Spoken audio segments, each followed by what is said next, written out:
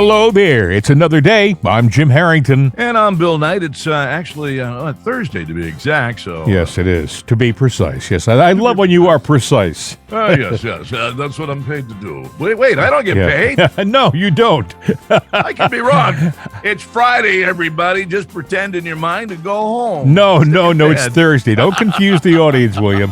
Hey, a lot of things happening. I just heard a few minutes ago before we went on the air that they're going to have some marshals move in to set up a cordon around the justices' homes finally, because the governors of Maryland and Virginia put a request into Merrick Garland, and I guess he figured, well, enough is enough.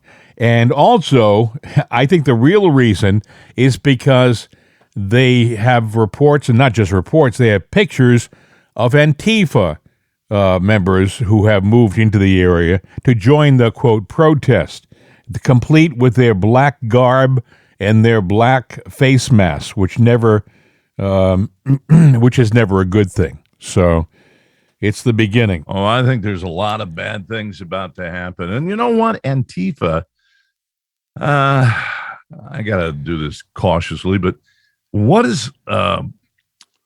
does abortion have to do with Antifa? Nothing. No, I think that this is the next opportunity for them to cause trouble. And well, you know what? And by the way, I think it's going to be a summer of trouble. I think this is all part of the Democrat plan. And I'm sorry to my Democrat friends, and I have a lot of you out there who are friends of mine. Some of them are lifelong friends, but it's not the same party that you and I were members of when we were kids. This is a different animal. These people are socialist and in many cases un-American.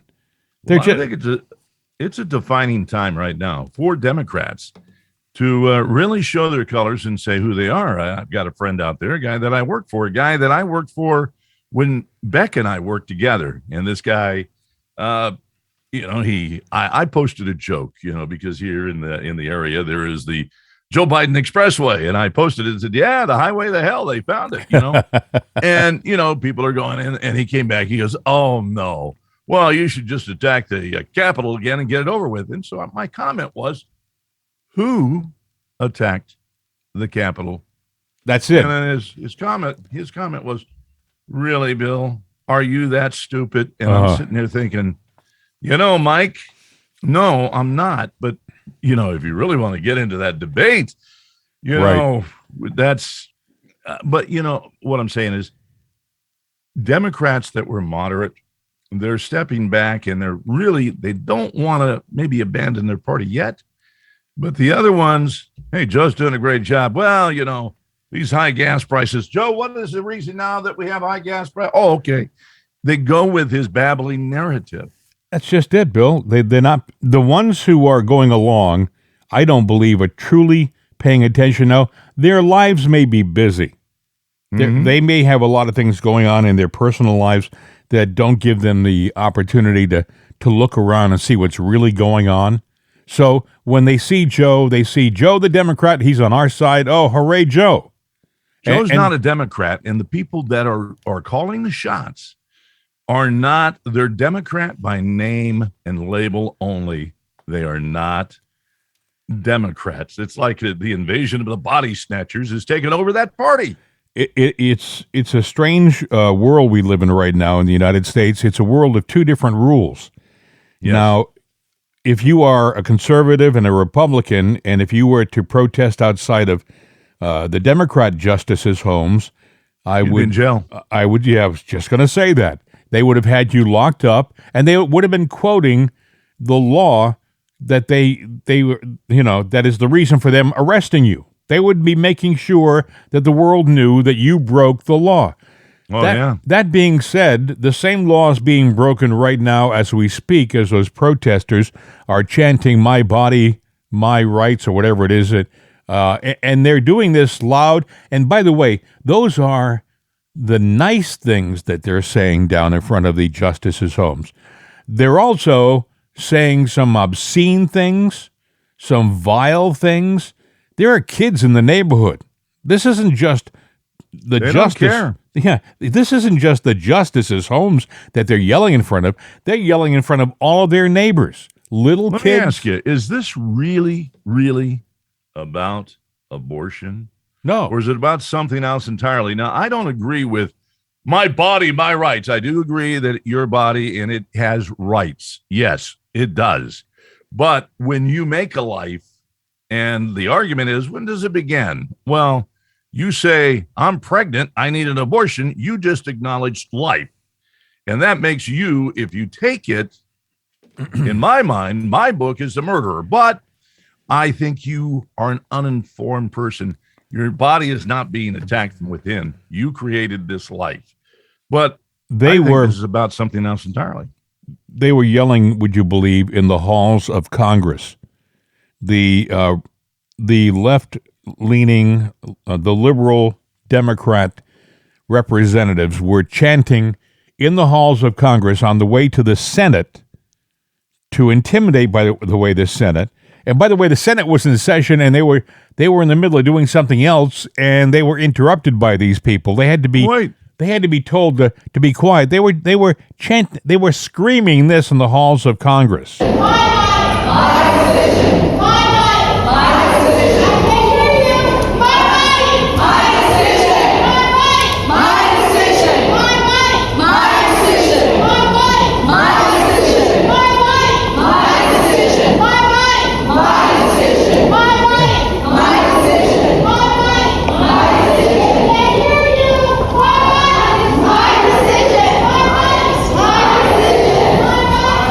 I would submit that they were louder than the, quote, January 6th protesters were when they were walking. As a matter of fact, when you see video of the protesters walking into the Capitol, they looked like a tour bus had stopped out front, and they were all walking, and they were taking pictures. They were staying between the ropes.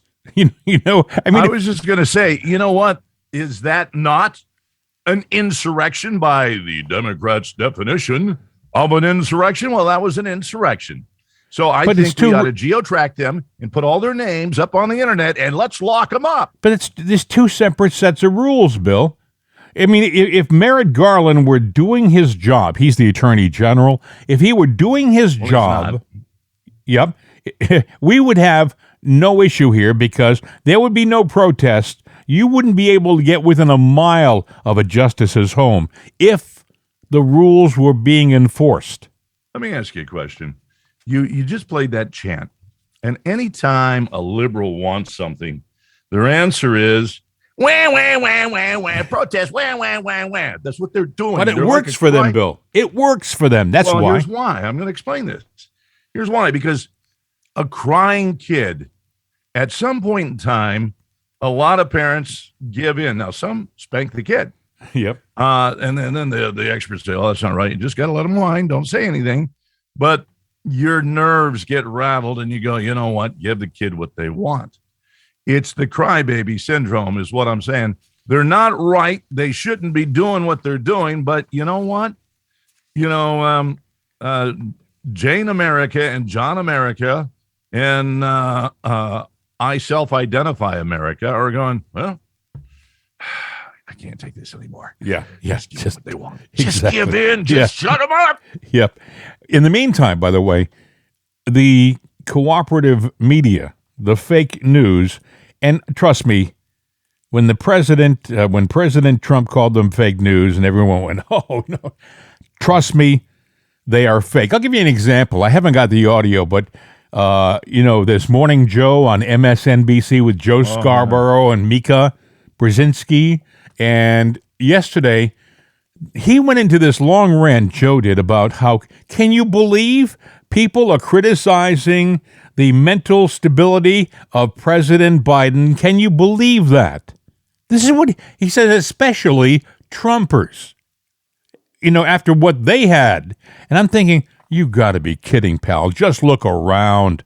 Just open your eyes. Stop playing games.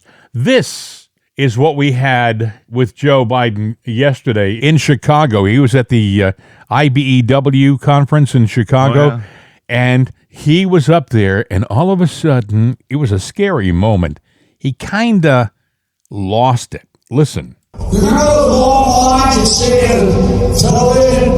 People line up with all kinds of vehicles just to get a box of food in their trunk. How could you forget? People were hurting. And what did the MAGA crowd want to do? Forget it. Forget it. God, this is the United States of America. The idea that people would have to wait in line an hour and a half to get a box of food in their trunk. It's just unbelievable. Former White House physician, representative, I think his name is Ron Jackson from Texas. He was President Trump's physician in the White House, and he was President Obama's physician. He was an admiral, a rear admiral. He was on with Greg Kelly last night, and he said, Greg Kelly asked him about this rant, and he said, well, you don't have to be a physician to diagnose his problem. He said he's not going to make it to the end of his term. No, he's not. These are symptoms of the condition that he has. He didn't talk rationally. If you saw the video, friends, he became furious on the stage. He became furious in front of the crowd. And he was talking about something, by the way, that the MAGA crowd had nothing to do with. He blamed us waiting in line for boxes of food. And I'm thinking, when have we done this recently? Waited in line for boxes of food. Do you know of this, Bill? Because I searched my memory bank. I know it's not as sharp as it used to be, but I couldn't remember any time when we were standing in line for boxes of food. Yeah, I don't remember. The only thing close to that, back in, 79, I was down in Mobile, and I went through Hurricane, what was it, Frederick? I believe it was Frederick. They went through, and they had the winds up to 190 miles an hour. And he wasn't talking about that. Well, no. What happened was, the closest thing is when we were under martial law at the time, for a few days, as the news, we would get on and say they did have water supply, jugs of water and cheese, government cheese. I remember the government cheese. Yeah, government cheese. And they'd say, it'll be over at the Winn-Dixie parking lot. And you have to get there before sundown because then the martial law kicks in. And you're on the streets, you're arrested. I remember people saying it's true that the government cheese was actually pretty good. Yeah, it wasn't bad. People were standing in line. They wanted the cheese. I mean, no matter what their circumstances. I had the little pass that because of the media thing. And so we're at the Winn-Dixie parking lot. I'll take my cheese. And the manager to the Winn-Dixie's there, he goes, hey, come on with me. I got the key, go around back. You want to shop, we'll put the credit up, and, there you go. And I was like going, wait, I can grocery shop? Well, that sounds good to me. Everyone else is getting cheese. I'm walking out with bags of groceries. But Joe's talking about something recent. Talking about something recent. And by the way, if he were doing something, if it were something recent, it's his fault. He would have been the guy. He's screaming at the MAGA crowd. He calls us ultra MAGA. He calls us the MAGA crowd, the MAGA bunch. And I'm thinking to myself, it means make America great again. I don't care who started it. It's the 4 words are good words. They're patriotic words. Make America great again. This guy, he's trying to make it into a bad thing, Mm-hmm. And he's trying to, he's taking 80 million people who believe in the MAGA philosophy, and he's demonizing all of them. Yeah, well, I think this is what this is. It's a rally cry to incite the base to go out and scream the ultra MAGA thing and the leftists and the rightist and the extremist. He wants to vilify us because by doing that, it's my crybaby syndrome again. Get out there and cry, folks. Cry a lot because you're Democrats. That's what you do. Well, I think we're going to see a summer of crying. I think we're going to see a summer of intimidation, to be honest with you. Don't you? I think we're going to see a summer of people on our front lawns. Get off my lawn with your signs. And what do you got? You got a firebomb? These these are crazy people. And I don't think a lot of the right is going to put up with that crap. We could have that civil war that everyone's talked about if they get too crazy on us. I saw a video this past weekend, I think I mentioned this in one of the shows this week, of women who were dressed up in that handmaidens red gowns with the white, almost like a nun's habit, and they walked into a cathedral in Los Angeles during Mass and started to protest and scream. And the guys who were going to Mass, some of the guys got out of the aisle and they moved them out of the church. But they were polite, but they were firm. I would think that they're going to walk into the wrong church someday. I mean, God, I hope this doesn't happen. But they're going to walk into a church where they're not so polite, where some of the guys are, they're a little more confrontational. If you're one of the guys in there, you got to be careful because, she comes in to protest and she's screaming and yelling and shouldn't be there on private, whatever you want to say. You touch her, as you're saying, put your arm around, you have to leave. It could be the nicest, gentlest way to do it. You just violated her space, her rights, her body. Doesn't matter that she was a screaming little crybaby. You touched her. Every one of these protesters has a camera, a video camera. So they're videotaping everything. And by the way, friends, take it from people who've spent our lives on the media. It can be manipulated. There's a commercial bill running, you probably have heard it, in Pennsylvania, against Dr. Oz. Oh, yes. And the commercial is Dr. Oz really isn't a conservative. He's a Hollywood liberal.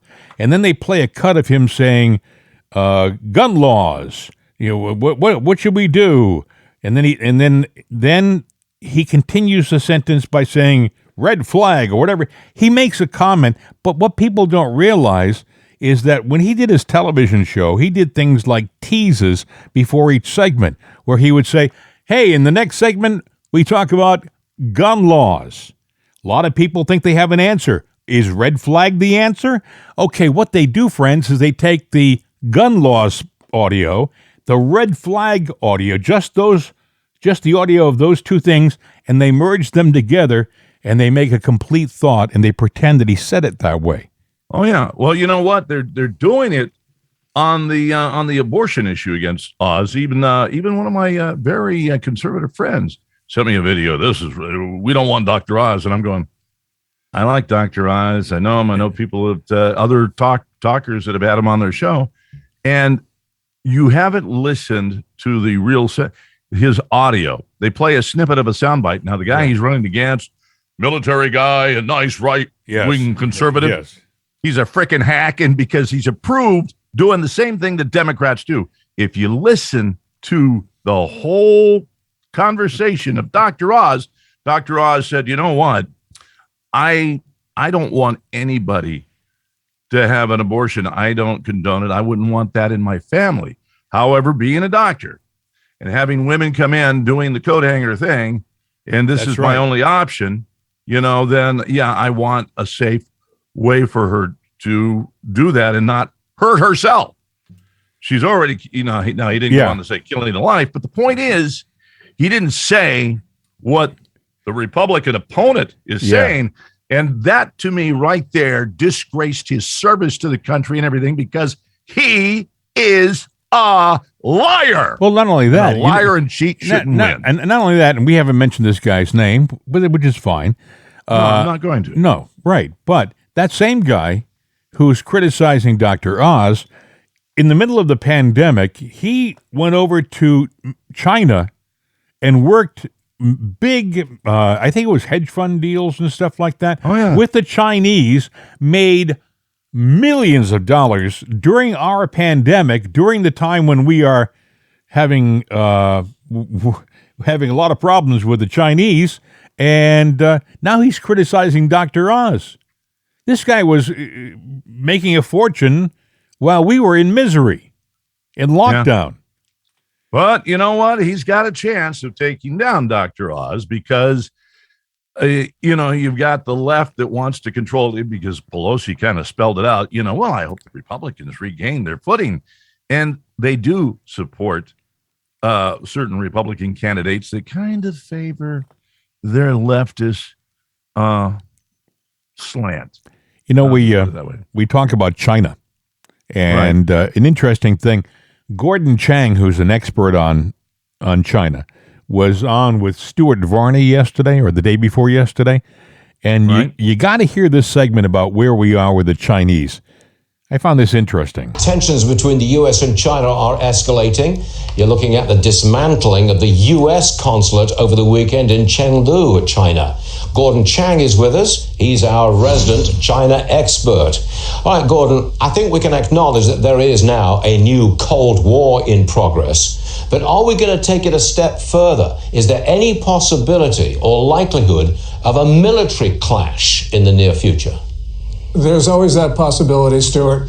You have Chinese general officers and some civilians just want to kill. They've got a bloodlust. And they were successful on the night of June 15th in the Himalayas, where they, in a premeditated act, killed 20 Indian soldiers. Also, we've seen these very disturbing boat bumping and other incidents in China's peripheral waters against 6 other nations, the constant threats to invade Taiwan, and the increased tempo of dangerous intercepts of the U.S. Navy in the global commons.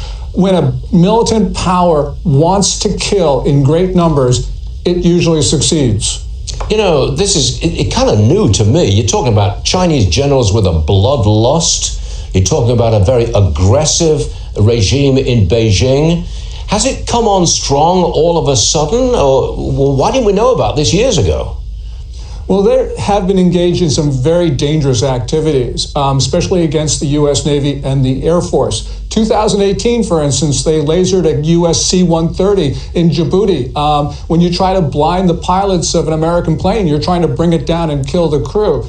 There have been the sonic attacks against U.S. diplomats at the Guangzhou consulate at about the same time, causing brain injuries. We've seen all sorts of incidents around China's periphery. It's very new in a sense, but it's also very old.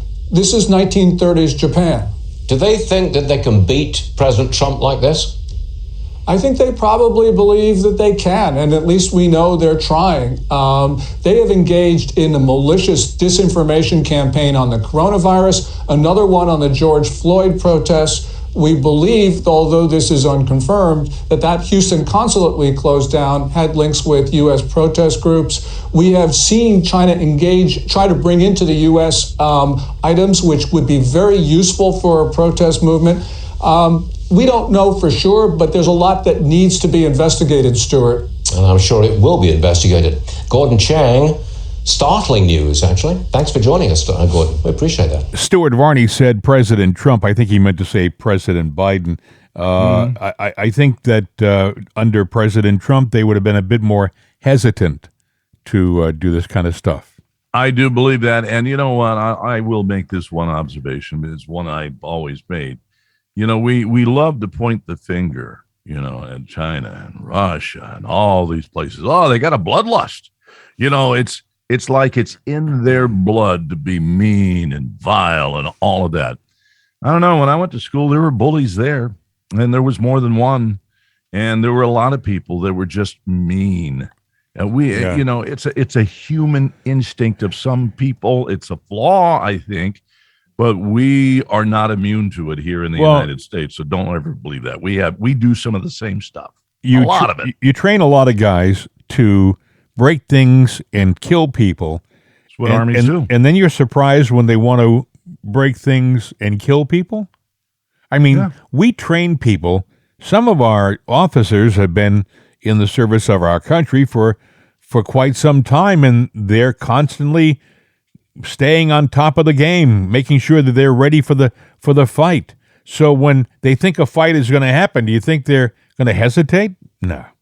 No. I think that under President Biden, we've shown ourselves to be a weak and feckless government. one that can be pushed around easily. They think they're doing something major by passing this $40 billion this $40 billion gift to the Ukraine government. By the way, do you remember like 3 or 4 years ago when President Trump was fighting desperately to get the money to build the wall, how the Democrats went on television and the television media, they just kissed the Democrats behind. Oh, yes, you're absolutely correct. He asked for how much? He asked for $6 billion for the wall. And I think he finally got the $6 billion. Maybe he asked for $10 billion or $12 billion, and he got $6 billion. And they made us feel like they were doing us a friggin' favor. Well, the other night we gave $40 billion to the Ukrainians in the dead of night. It's going, and everybody's patting themselves on the back. Look at this. We gave $40 billion to the Ukrainian government. By the way, once it gets over there, we really don't know where that money goes. It could go anywhere. You know, that's not our. Once we ship it to them, they got it. And Bill, little kids over here who have special formula needs, who need special baby formulas, they're having a difficult time getting it right now. 40% shortage on the shelves. You would think that these clowns in Washington, and I say clowns very intentionally, these clowns in Washington would get off their gluteus maximus and they would get out there and pass some funding to get the formula to these shelves so people could have them for their kids. And you would think. And by the way, Bill, but they don't. They could do it. They could. We got a vaccine in like 9 months. You trying to tell me if there was a shortage of baby formula, we couldn't crank our system into gear and get it? Well, I will say this. Baby formula has been a hot commodity for years. When I was out of radio for a bit and I managed a couple of stores, drug stores, one of the big things that people would steal, not only pregnancy testers and stuff like that, and you had the crackheads coming in wanting to buy up all your certain kinds of drugs to make a certain kind of illegal drug. Baby formula would fly off the shelf, so we'd have to lock it up because they used it for something in some kind of drug making, but they created a underground market for the stuff. Yeah. And that's bad for the mothers and whatnot. So you talk about the starving kids overseas, we got them right here. And that $40 billion we sent, yeah. Zelensky did come out and say, "Hey, thanks for the money. Thanks for the military." I'm glad he was very appreciative. And can I have some more? Oh, I'm sure he did. And you know what? Those clowns in Washington are already thinking about ways of sending it to him. I heard an interesting fact, by the way, yesterday, Bill, and I was just shocked when I heard it.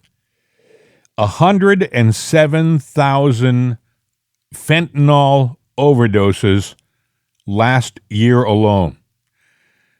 It's coming across the border, folks, and it's killing Americans. 107,000. How would you feel if this were your kid? How would you feel? And you know that every kid who dies of an overdose isn't a drug addict, isn't doing something. Sometimes they don't even know they're taking it. Sometimes it slipped to them. Yeah. I got to tell you, this is a crisis in our country. 107,000. That's more. How many wars, how many battles have been fought that have had less people die in it? I think our government has done nothing to stop it. And at some point in time, it's going to bite us in the butt, and there's going to be a big lawsuit over this. And as a matter of fact, there's one pending out there now. We had 51,000 people die in the Vietnam War. That was over how many years? 52,000. So we had over twice that many people die last year from fentanyl overdosing in our country. And we're not cracking down on our own border. I heard Pelosi, Bill, say, we have to help the Ukrainians protect their border. They're a sovereign country. In the Well, meantime, so are we. We're a sovereign country. What about our damn border, Pelosi? Yeah. Oh, no, it's not in your best interest. exactly right. The left is crazy, and I know that we're tracking on time here. A couple of things I wanted to throw in. You think it's going to get crazy this summer with all the protests and everything, and we wonder what's going on with dear old Joe. Well, we have two other people that are on the cusp of, the old folks' home that are throwing their hats back in the ring, and that would be Bernie Sanders. As a matter of fact, he's going to be in your neck of the woods tomorrow. In this area, I'll have to get a seat Oh, yes. Well, you know what? on a bus out of town. The popularity for the guy is growing, and I'm going like, what is he now, 82, 83? So he'll be 84, 85 when he runs. Elizabeth, she got to put her hat in the ring because the Democrats, they don't have anybody but these extreme leftists, and it's crazy. And Bette Midler reared her ugly head. She said the reason for abortions is not the fault of Planned Parenthood. It's the NRA. Oh, of course it is. Yes. What? Yeah. Oh, what? Man. Some of these entertainers, it shouldn't come as a surprise to you or me. I've met many an entertainer in my life. I've met stars in my life. And some of them are as dumb as a box of rocks. Some of them are the most talented people. They have hit songs, and we sing along to them every day. But when you meet them, it's like, would you really want to have coffee with this person and have a conversation? No, not really. That being said, you mentioned Bernie Sanders. You'll be pleased to know this just in. Valerie Biden Owens, younger sister of President Biden, told reporters on Wednesday that her brother is absolutely running for re-election in 2024. Why do I hear Aerosmith in the background? Is it Dream On? Dream On, Dream On. I can see it now. Steven Tyler. Yeah. Anyway, I knew you were going there. I knew it. Well, you are so predictable. Anyway, I like Steven Tyler, though. He's a great musician. I always thought he was Mick Jagger's younger brother myself. He is. You didn't know that? No, I didn't know that. Yeah. Stepchild, yeah. Hey, listen, we have a phone number. You can reach us, 833-583-6060 if you want to make a comment, say hello. Anything you call and say on that line, by the way, we may use on the air because we're that way. Sometimes we're hard up for material, Yeah, I know it works because I'm getting a lot of stuff from the left, but not from you. So we have an email address too, right? Yeah, it's mail@itsanotherday.com. So please send us some nice things because I'm tired of reading all the stuff that you can send us money too if you want to. Hey, I'll tell you, I get no respect. I'll tell you, it's not worth anything anyway. So go ahead, just empty out your wallets, put it in an envelope, send it to us. It's true. Your money isn't worth anything anymore, really. No, we will recycle it for you. That's true. No charge. I mean, if you thought you had $1 in your pocket, it may be only worth like 25 cents before Biden's done with us. And we'll take it from you. Hey, folks, have a great day. We'll do it again tomorrow. This is It's Another Day, but you probably knew that. You knew that, right? Well, wait a minute. Yeah. It is another day? You thought you were on the Today Show. I mean, I was, holding back here a little bit, I'm living in the past is what I'm doing. Yeah. Bye, Bill. See ya.